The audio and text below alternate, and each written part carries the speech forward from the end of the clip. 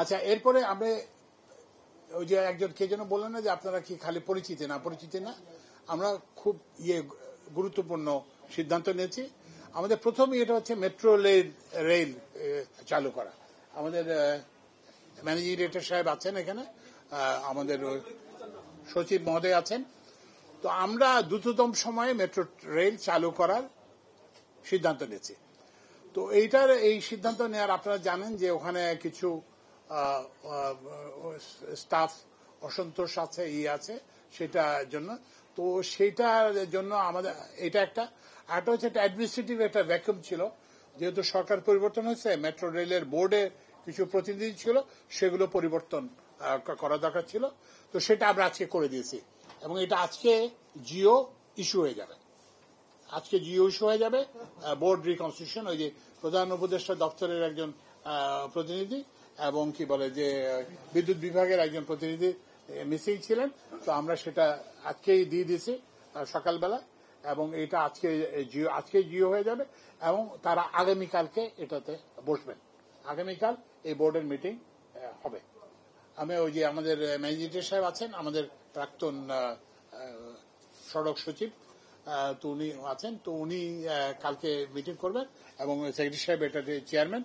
তো ওনারা এটা করে আছেন। আর আমাদের আচ্ছা, এরপরে হচ্ছে যে ওখানে একটা বোর্ডের কিছু সিদ্ধান্ত দরকার আছে। সেই সিদ্ধান্তটা হয়ে গেলে তারপরে ওনাদের ওই যে লাইন টেস্টিং এর একটু, কারণ ওরা তো কর্মবিরতি করতেছে, এটাতে একটু টাইম লাগবে। তা আমরা সর্বোচ্চ 7 দিনের মধ্যে মেট্রো রেল চালু করব। তো এই জিনিসটা স্পষ্ট। আচ্ছা, সর্বোচ্চ 7 দিন এবং এই জন্য যা প্রস্তুতি করার যেগুলো ব্যবস্থা আপনারা তো দেখছেন যে এমনি একটা স্বাভাবিক পদ্ধতিতে এইসব একটা বোর্ড পুনর্গঠন করতে 7 দিন লাগতো।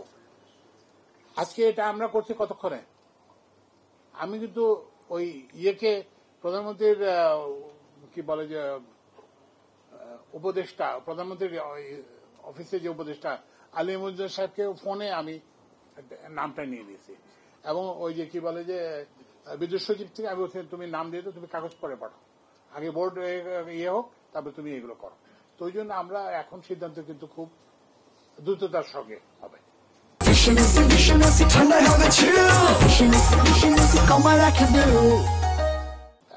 তো আমরা আশা করতেছি আল্লাহর রহমতে, আল্লাহ যদি আমাদের যদি সহায় হন, তাহলে আমরা 7 তারিখে, এবং আমি ওকে বলছি, ওই ম্যানেজার সাহেবকে বলছি যে আমি এবং বিদ্যুৎ সচিব আমরা মানে যেদিনই প্রথম হবে সেদিন আমরা মেট্রো রেলে যাব এবং আপনাদের সঙ্গে করব। দ্বিতীয় যে আমরা এখানে দিয়েছি, এটা হচ্ছে এক।